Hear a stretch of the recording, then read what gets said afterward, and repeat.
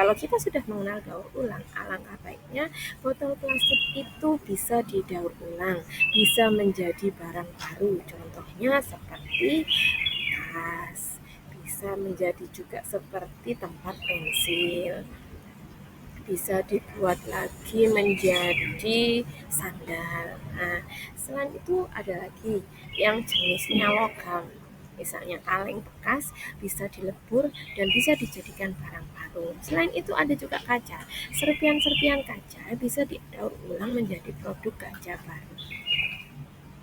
Nah, kenapa sih kita harus daur ulang? Nah, yang pertama, setiap hari kita di rumah bisa daur ulang. Itu sebenarnya bayangkan kalau setiap hari sampah itu terus menerus menumpuk dan pastinya akan semakin dan mengotori lingkungan kita. Jadi, karena bisa mengurangi sampah tempat pembuangan semakin penuh dan bisa menjadi sebuah gunung dan kita akan sangat kesulitan mencari bersih dari sampah. Itu sangat penting karena mengurangi polusi air di TPA, memperbaiki TPA yang sudah ada dan mengurangi TPA baru. Jadi tanah yang bersih tidak habis hanya untuk TPA. Selanjutnya bisa jadi untuk konservasi sumber daya alam. Daur ulang kebutuhan untuk mengeksploitasi sumber daya alam yang baru. Misalnya daur ulang kertas mengurangi penggunaan yang semakin liar. Daur ulang aluminium bisa mengurangi penambangan fosil. Daur ulang plastik bisa mengurangi minyak bumi. Dari konservasi sumber daya alam, kita juga bisa proses daur ulang punya energi yang lebih sedikit dibandingkan dengan memproduksi barang mentah. Ini mengurangi emisi gas rumah kaca dan mengurangi perubahan. Sampah itu juga bisa mengurangi polusi eksploitasi barang dari bahan mentah seringkali menghasilkan polusi udara dan daur ulang membantu mengurangi polusi ini dengan menggunakan bahan bekas sebagai penting kita bisa menciptakan lapangan kerja baru. Industri daur ulang menciptakan lapangan kerja di berbagai sektor, mulai dari pengumpulan, pengolahan sampah, hingga proses pengolahan dan pemasaran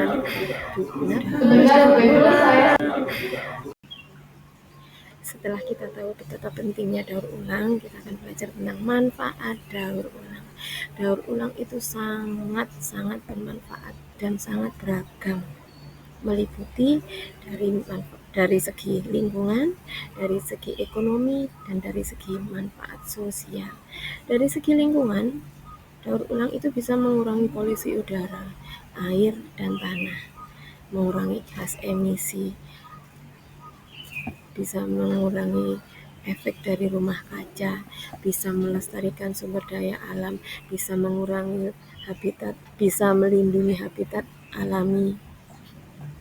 Kalau dari segi manfaat ekonomi, bisa menghemat energi, bisa mengurangi biaya pengelolaan sampah, bisa menciptakan lapangan kerja, bisa meningkatkan nilai ekonomi sampah. Dan di manfaat sosial bisa meningkatkan kelestarian masyarakat tentang pentingnya menjaga lingkungan. Apa saja yang didaur ulang? Kita tadi sudah belajar tentang jenis yang bisa didaur ulang ya. Banyak sekali barang-barang yang bisa didaur ulang dari sampah yang kita hasilkan setiap hari. Contohnya plastik seperti botol air mineral yang biasanya misalnya kantong plastik. Nah, selain itu kita juga biasanya beli makanan kemasan, kertas, bisa yang didaur ulang, majalah, yang didaur ulang, seperti botol kaca, yang didaur ulang. Selain itu juga ada logam seperti kaleng, yang didaur ulang. Jadi kita biasanya di rumah sampah yang didaur ulang apa saja yang didaur ulang, apa saja yang didaur ulang plastik, apa saja yang didaur ulang dijadikan sebagai saja yang didaur ulang, apa saja. Selanjutnya, bagaimana cara daur ulang? Proses daur ulang sampah umumnya melibatkan beberapa tahap. Yang pertama, pengumpulan. Sampah dikumpulkan dari rumah tangga, sampah rumah tangga, dari fasilitas publik, dan pengumpulan dapat dilakukan secara terpisah antara sampah organik dan sampah anorganik, ataupun sampah B3 yang telah tercampur. Atau bisa juga kita menyediakan tempat sampah dari ketiga jenis sampah tersebut. Yang kedua, pemilahan sampah. Sampah dipilah berdasarkan jenis materialnya seperti kertas, plastik, kaca, logam, dan organik. Pemilahan dapat dilakukan secara manual menggunakan mesin. Pengolahan yang selanjutnya setelah material yang kita pilah jadi, proses pengolahannya sangat bervariasi tergantung pada jenis materialnya. Kertas misalkan, kertas bisa dihancurkan, diputihkan, diolah menjadi kertas baru. Selanjutnya plastik bekas bisa dicuci terlebih dahulu, terus kemudian dihancurkan, dilelehkan, dan diolah menjadi produk plastik baru. Sampah yang kaca bekasnya dicuci, dihancurkan, dilelehkan, dan diolah menjadi produk kaca baru. Logam bekas bisa dilelehkan dan diolah menjadi produk logam baru. Sedangkan sampah organik, sampahnya bisa diolah menjadi kompos atau biogas. Contoh kegiatan daur ulang.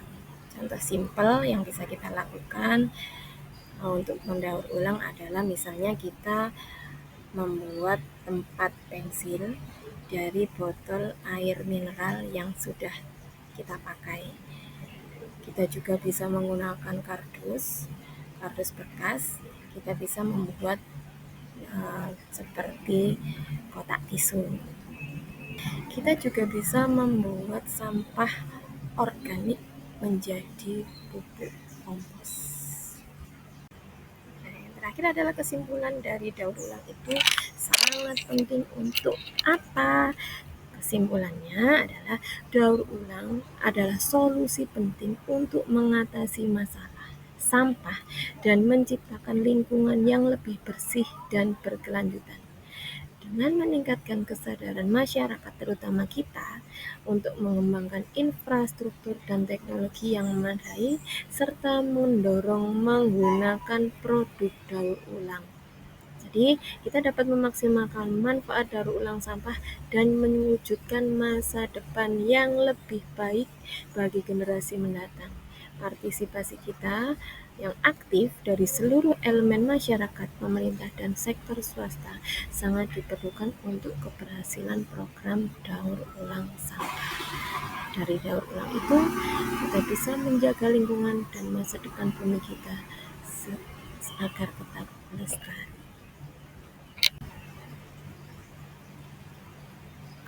Dan yang terakhir, mari kita mulai daur ulang dari sekarang. Kalau tidak dimulai dari diri kita, dari siapa lagi? Udah bisa. Terima kasih. Wassalamualaikum warahmatullahi wabarakatuh.